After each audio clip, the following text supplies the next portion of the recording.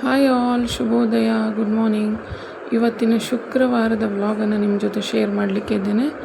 ನಮ್ಮ ಮನೆಯಲ್ಲಿ ನಾನು ಮಾಡ್ತಿರುವಂತಹ ಶುಭಕರವಾದ ವೈಭವಲಕ್ಷ್ಮಿ ವ್ರತದ ಪೂಜೆಯ ವ್ಲಾಗ್ ಇದು. ಪ್ರಸಾದಕ್ಕೆ ಏನೆಲ್ಲ ಮಾಡ್ತಾ ಇದ್ದೇನೆ ಅದೆಲ್ಲ ನಿಮ್ಮ ಜೊತೆ ಶೇರ್ ಮಾಡಲಿಕ್ಕಿದ್ದೇನೆ. ನಾನು 5 ಶುಕ್ರವಾರದಿಂದ ಈ ಪೂಜೆ ಮಾಡ್ತಾ ಇದ್ದೆ. 5ನೇ ಶುಕ್ರವಾರ ಇದು. 5 ಜನರ ಮುತ್ತೈದರಿಗೆ ಒಂದು ಅರಿಶಿನ ಕುಂಕುಮ ಕೊಡುವ ಪ್ರಿಪ್ರೇಷನನ್ನು ಇಲ್ಲಿ ಮಾಡ್ಕೋತಾ ಇದ್ದೀನಿ.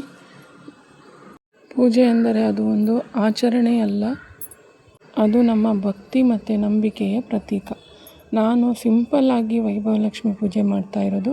ಕೆಲವರು ಇದಕ್ಕೆ ಕಲಶ ಇಟ್ಟು ಕೂಡ ಪೂಜೆಯನ್ನು ಮಾಡ್ತಾರೆ.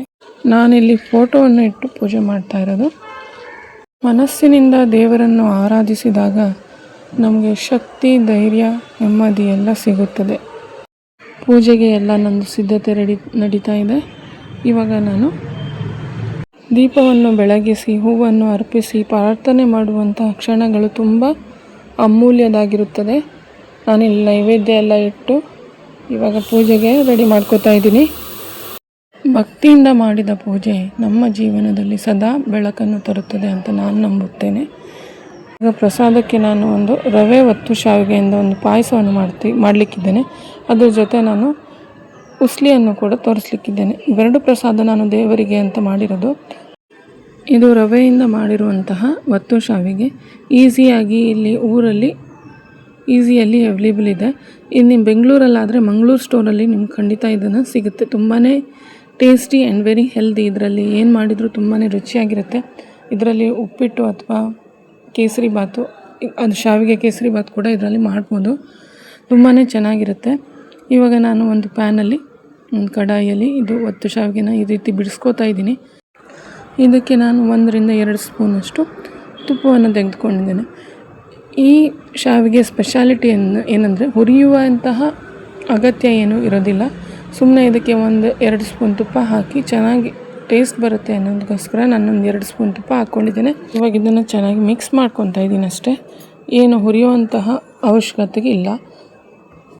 ಇಲ್ಲಿ ನಾನು 2 ಲೋಟದಷ್ಟು ಶಾವಿಗೆಯನ್ನು ತೆಗೆದುಕೊಂಡಿದ್ದೆ. ಈ ಚಿಕ್ಕ ಲೋಟದಲ್ಲಿ 2 ಲೋಟ. ಅದರಲ್ಲಿ ಇವಾಗ 1.5 ಗ್ಲಾಸಷ್ಟು ನೀರನ್ನು ಹಾಕಿ ನಾನು ಇದನ್ನು ಮುಚ್ಚಿ ಬೇಯಿಸ್ಲಿಕ್ಕಿದ್ದೇನೆ. ಇವಾಗ ಇದು ಚೆನ್ನಾಗಿ ಬೆಂದಿದೆ ನೋಡಿ, ಎಷ್ಟು ಚೆನ್ನಾಗಿ ವೈಟ್ ಆಗಿಬಿಟ್ಟಿದೆ. ಇವಾಗ ನಾವು ಇದಕ್ಕೆ ಸಕ್ಕರೆನ ಹಾಕ್ಕೋಬೇಕು. ಸಕ್ಕರೆ ನಾನು 1 ಲೋಟದಷ್ಟು ಸಕ್ಕರೆ ತಗೊಂಡಿದ್ದೇನೆ, 2 ಕಪ್ಪು. ಇದನ್ನು ನೋಡಿ ಇವಾಗ ಚೆನ್ನಾಗಿ ಮಿಕ್ಸ್ ಮಾಡ್ತಾ ಇದ್ದೇನೆ. ಸಕ್ಕರೆ ಕರಗಲಿಕ್ಕೆ ಶುರುವಾಯಿತು. ಶಾವಿಗೆ ತುಂಬ ಬೇಗ ಬೇಯುತ್ತೆ. ಇವಾಗ ಇದು ಬೆಂತು ಅಂತ ನಾನು ಸಕ್ಕರೆ ಹಾಕಿ ಮತ್ತೆ ಇದನ್ನು ಬೇಯಿಸ್ಕೊಂಡಿದ್ದೆ. ಈಗ ಸಕ್ಕರೆ ಎಲ್ಲ ಆಯಿತು. ನಾನಿವಾಗ ಹಾಲನ್ನು ಹಾಕ್ತಾಯಿದ್ದೀನಿ. ನೀರು ಜೊತೆ ಹಾಲನ್ನು ಕೂಡ ಹಾಕಿ ಇಲ್ಲಿ ಬೇಯಿಸ್ಕೊತಾ ಇದ್ದೀನಿ. ಹಾಲು ನಾನು ಒಂದು ದಪ್ಪ ಹಾಲನ್ನು 1 ಗ್ಲಾಸಷ್ಟು ಹಾಕ್ತಾಯಿದ್ದೀನಿ ಇಲ್ಲಿ. ನೀವು ಇಲ್ಲಿ ನಾರ್ಮಲ್ ಹಾಲಿನ ಬದಲು ಕಾಯಿ ಹಾಲನ್ನು ಕೂಡ ಹಾಕಿ ಮಾಡ್ಕೋಬೋದು. ತುಂಬಾ ಫ್ಲೇವರ್ಫುಲ್ ಆ್ಯಂಡ್ ಡಿಫ್ರೆಂಟ್ ಟೇಸ್ಟ್ ಆಗಿ ಬರುತ್ತೆ. ಕೋಕೋನಟ್ ಮಿಲ್ಕ್ ಹಾಕಿರೋದ್ರಿಂದ ಅದು ಫ್ಲೇವರೇ ಬೇರೆ. ನಾನೊಂದು 2 ಲೋಟದಷ್ಟು ಹಾಲನ್ನು ಹಾಕ್ಕೊಂಡಿದ್ದೀನಿ. ಇಲ್ಲಿ ದಪ್ಪ ಹಾಲನ್ನು ತೆಗೆದುಕೊಂಡಿದ್ದೇನೆ. ಹಾಲು ಹಾಕಿದ ಮೇಲೆ ಜಾಸ್ತಿ ಏನು ಹೊತ್ತು ಬೇಯುವ ಅವಶ್ಯಕತೆ ಇಲ್ಲ. ಇವಾಗ ನೋಡಿ ಎಷ್ಟು ಚೆನ್ನಾಗಿ ಬೆಂದು ಎಲ್ಲ ರೆಡಿಯಾಗಿದೆ ಇದು.